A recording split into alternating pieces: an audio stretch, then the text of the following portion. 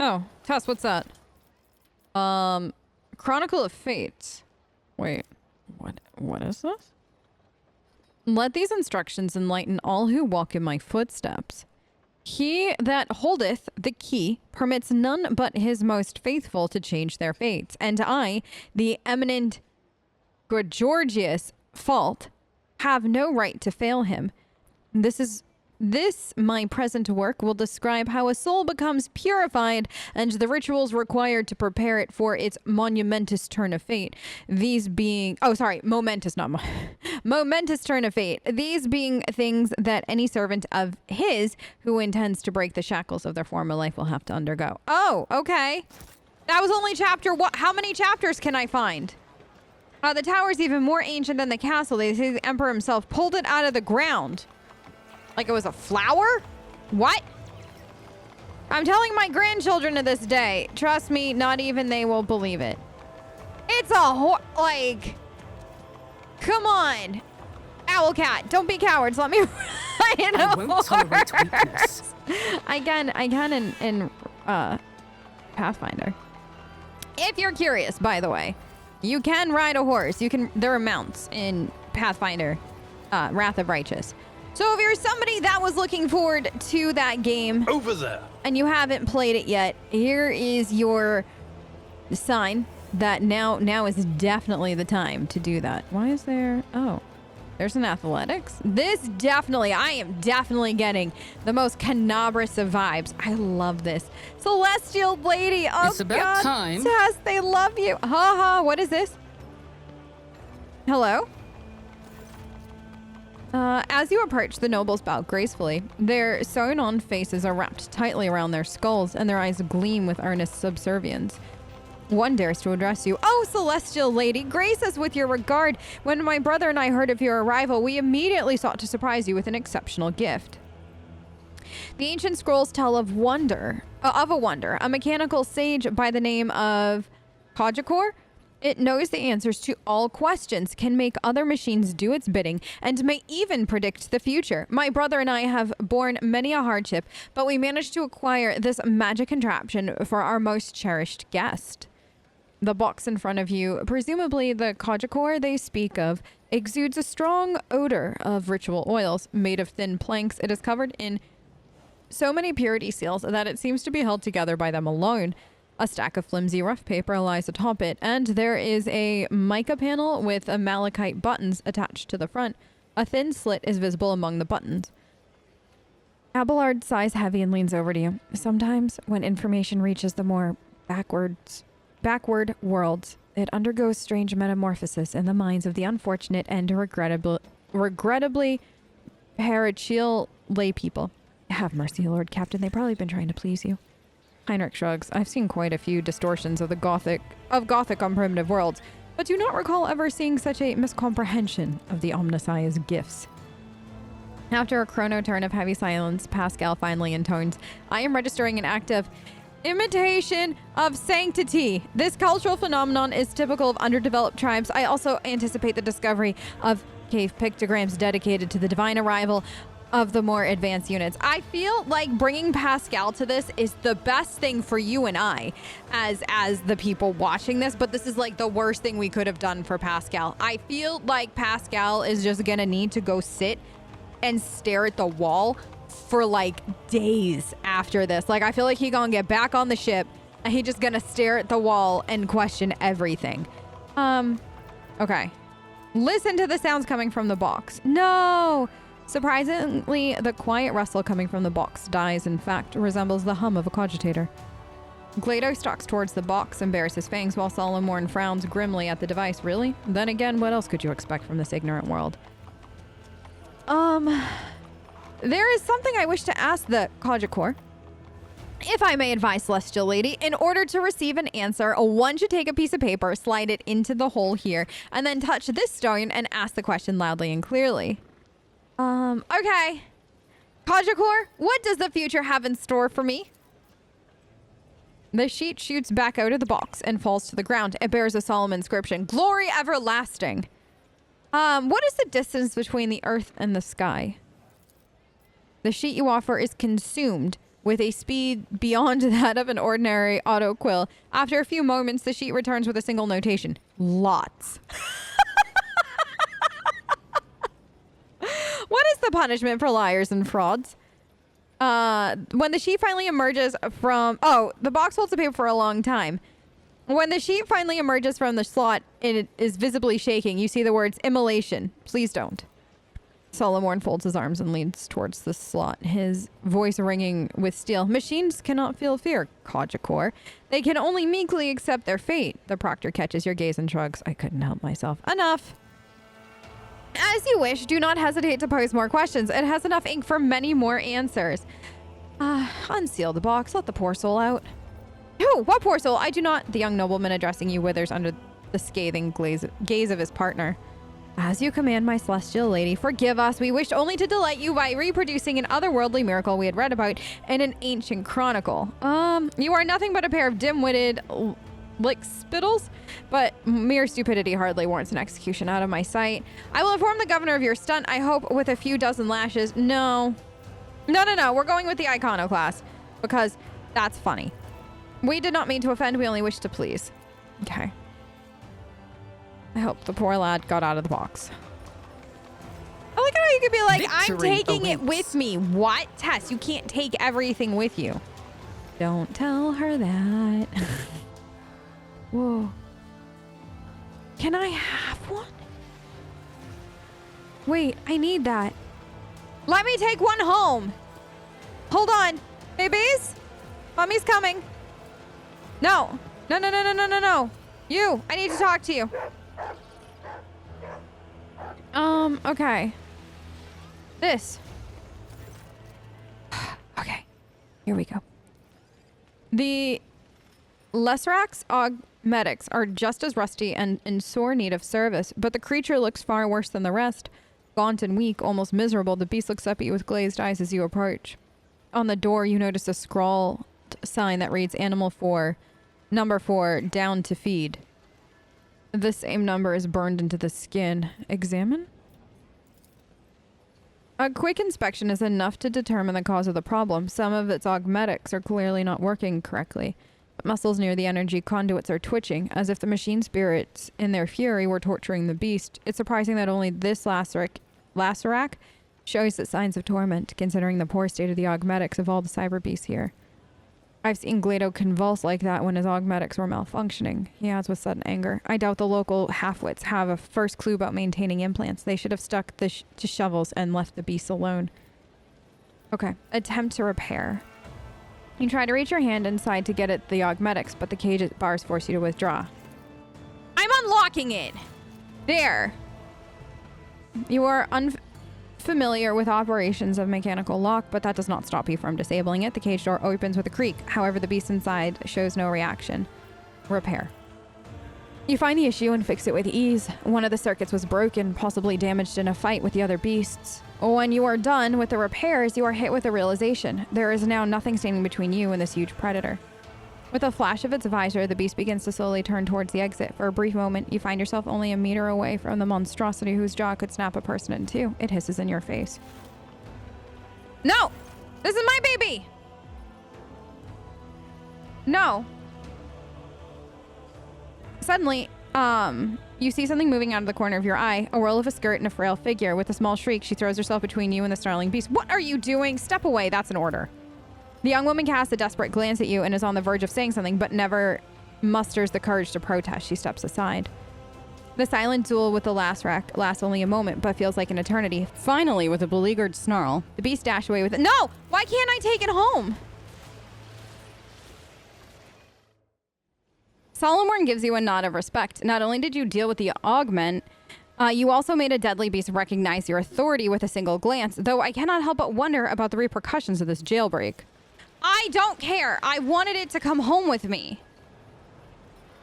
Where is he? To the stars. Baby? Come back to mommy. Whoa. What is this? The sculptor's mechanical hand crawls over the rough stone. Their many jointed metal fingers remain in constant motion. Even now, you recognize your own features in the unfinished piece. It seems someone commissioned a statue of you the moment you set foot on the planet.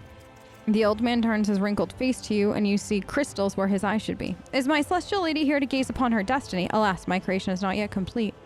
That's the coolest thing ever. Tess, it's you! Can you tell me about the material you're working with? This is Thacertium, a fascinating stone born from the bowels of this planet. Like any other kind, it bends and melts beneath the sculptor's tool, but for the sculptor to come to life in earnest, they must put their very soul into it. One of his hands emerges from behind the statue, gently touches his head, seemingly of its own volition. The soul, however, obtains calluses the more the sculptor works, and mine has long since become covered in scabs. He carves his work using the psyker abilities he is cursed with, an astonishingly frivolous application of warp power. Are you a psyker? The Lord Governor calls me a foreteller and creator, others a wicked sorcerer, but there is no cause for concern. My abilities are sanctioned, and I am pure before the Emperor's celestial eye. He gestures at the tubes on the back of his head, as if to prove the truth of his words. Who are you? A humble creator, the Governor's first sculptor, Tavrisk, who has the honor of shaping the destinies of others, but not his own. The sculptor turns his head to you, but you see no pupils in his crystal ocular augmetics. Your hand augmetics are most impressive. Such implants are impossible to come by on Feudal World. Where are you from? Lord Roldo had my limbs replaced before he took me home from my home planet. It was so long ago I've since forgotten what my land is like to touch. The sculptor's mechanical arms are pierced by sticky tubes. The elbow joints have all but worn down. It must have been a decade since the implants were last serviced. Such neglect often poses a serious threat to the person's life, and yet the old man's skin looks relatively healthy in the spots where flesh and metal meet. The man appears to belong to a rare variety of psychers, biomancers capable of recovering even from otherwise deadly wounds and diseases. Did you capture the Governor's destiny too? His mouth stretches into a cryptic smile. I have made thousands of statues of Roldo, but Thessera's stone flesh can never seem to sate his great ambitions. What has my destiny got to do with this?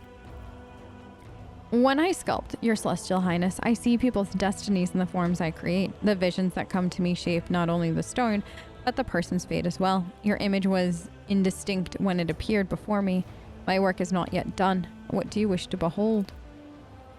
These musings on destiny and fate remind me of a heretical cult that's been plaguing the Von Valencius domain of late. Your visions, sculptors, are whispers of the warp.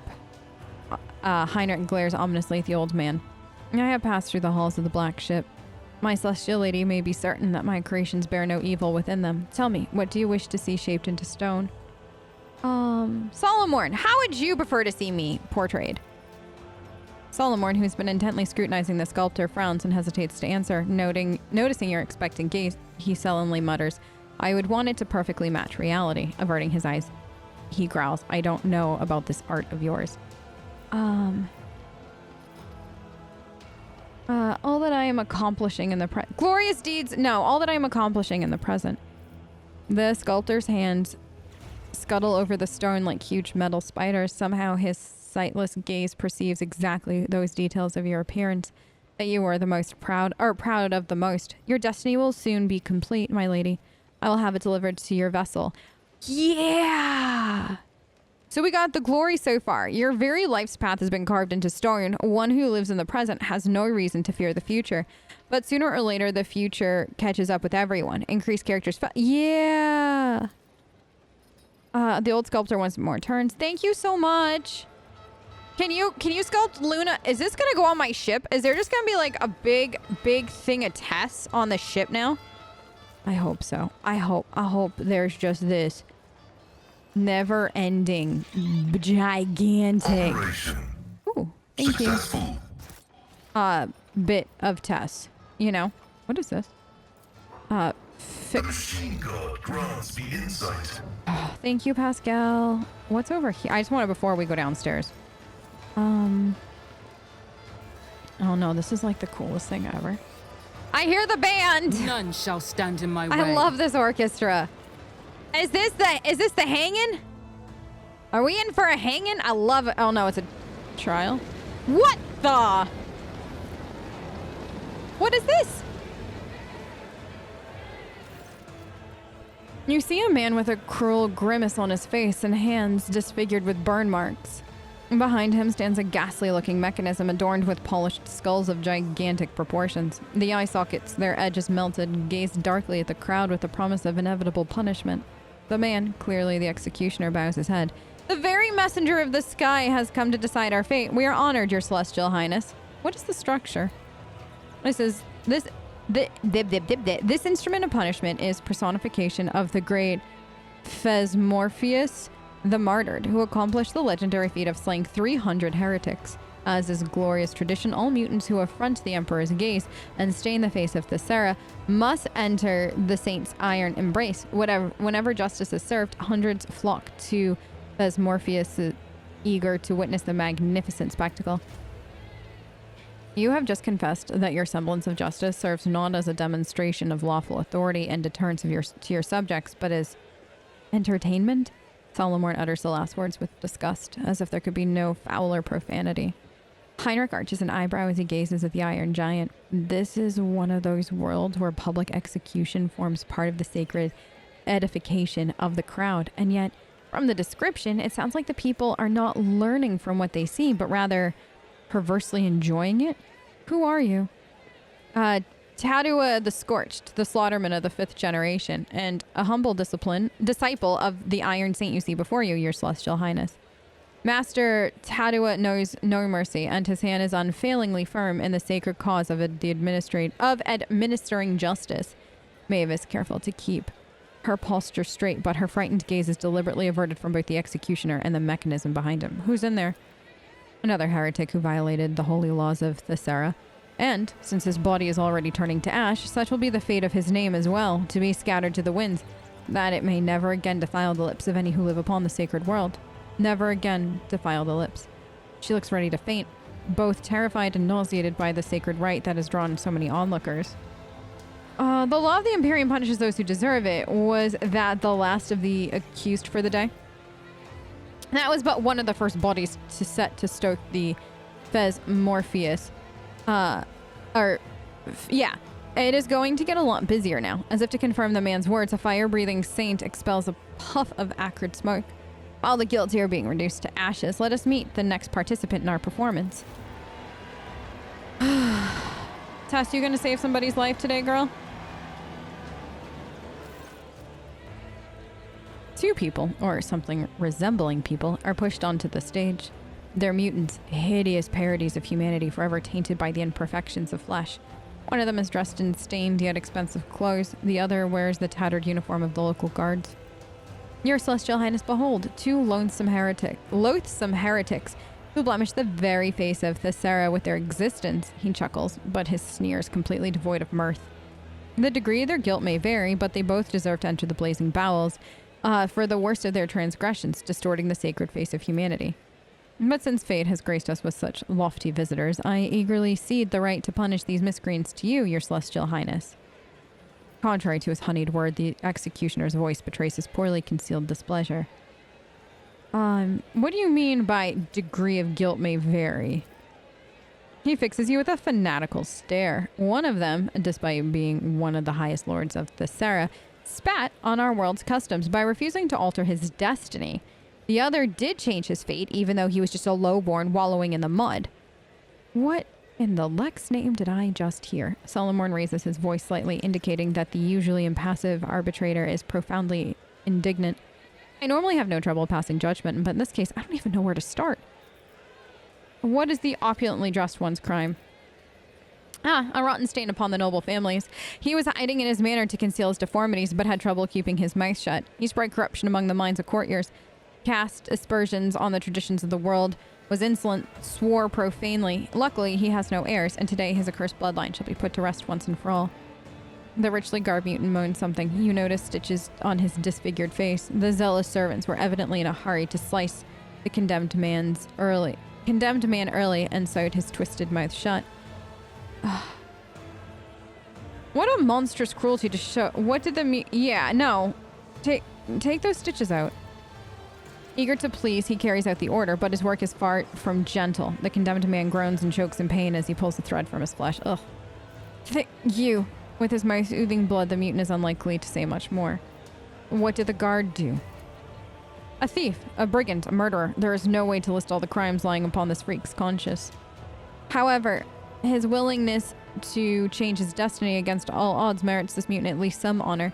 And despite his feeble-mindedness and simplicity, he had enough sense to obscure his countenance with hoods and helmets until he made his way from beggar to guard. It was not long before his excessive passions for fighting and stabbing gave him away. The mutant utters a foul curse under his breath and then immediately gives you a frightened look and falls silent. The mere sight of the celestial lady seems to instill a reverent awe in the common denizens of Thessera.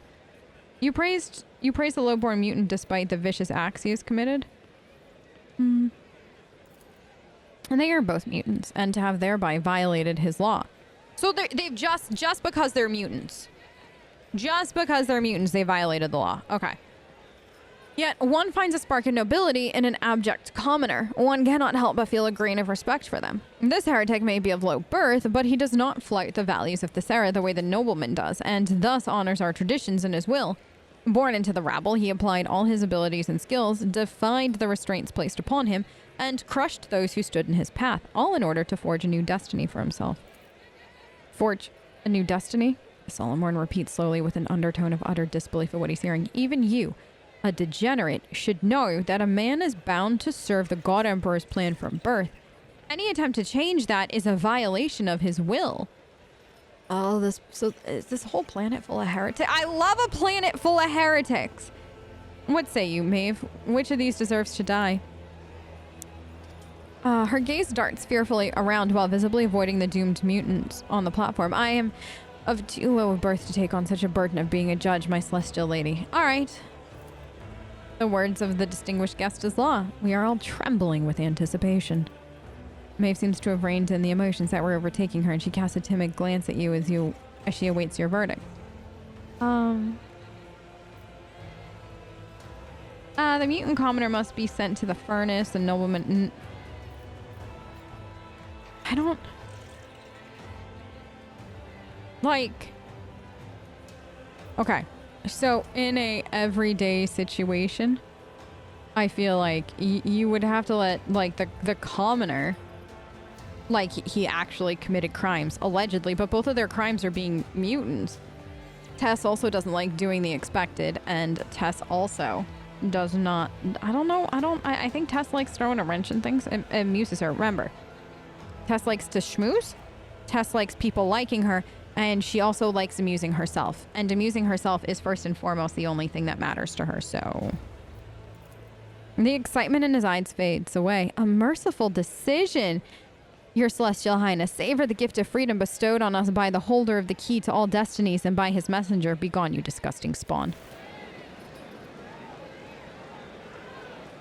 It upset him, and that makes me happy.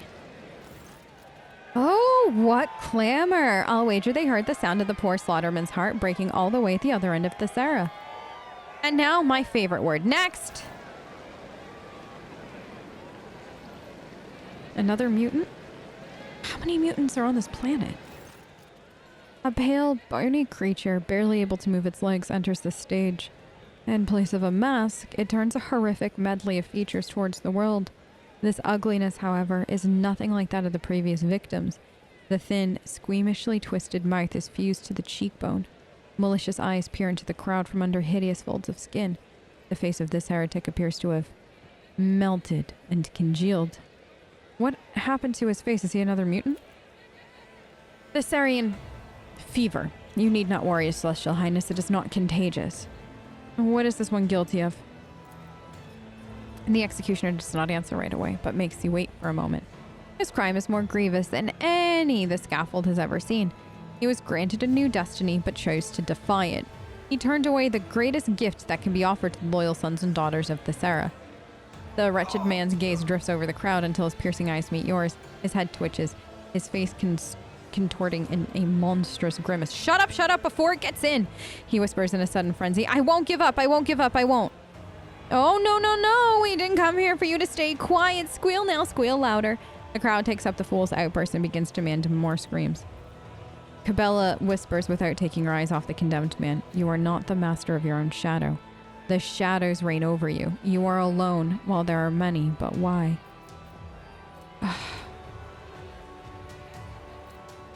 You are not the master of your own shadow. The shadows reign over you. Or alone, while there are many, but why?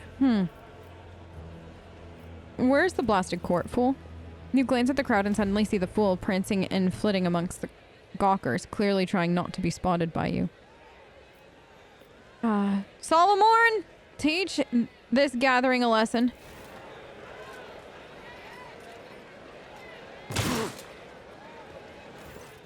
Without uttering a word, the arbitrator draws his weapon. The shot rings out, a deafening shriek rises from the throng of people. You catch sight of badly wounded fool disappearing into the crowd. Maeve cries out in horror and immediately clasps her mouth with both hands, trying to lock her voice inside. Just execute this one and be done already. Enough deaths. Let him go. No. Oh. Let him go. As Tadu opens his mouth to say something, the convict takes a step on his clumsy, spindly legs and then another. The face, pretty strong, shining. The gnarled claw points directly at you. Give it here. Give it to me now instead of the one I bear. Take mine. It's not mine. Take it. Take it. His face isn't his. Oh my god, the face isn't his. He's a psyker. The madman raises his crooked fingers to his face and sinks his nails into sagging flesh, shrieking with what sounds like relief. He tears off a piece of his cheek, and then another, and then one more, falling to his knees. He frantically scratches his own eyes out, smearing blood and clear ichor across his face before collapsing dead on the platform. A sudden rumble draws your attention like rockfall tumbling down a slope. The thudding of feet and mad screams overwhelms you. After a moment, you see the source of the commotion. A throng of mutants is charging straight at you. Tess! It's her, the ruler of the stars! How do they have so many mutants on one planet?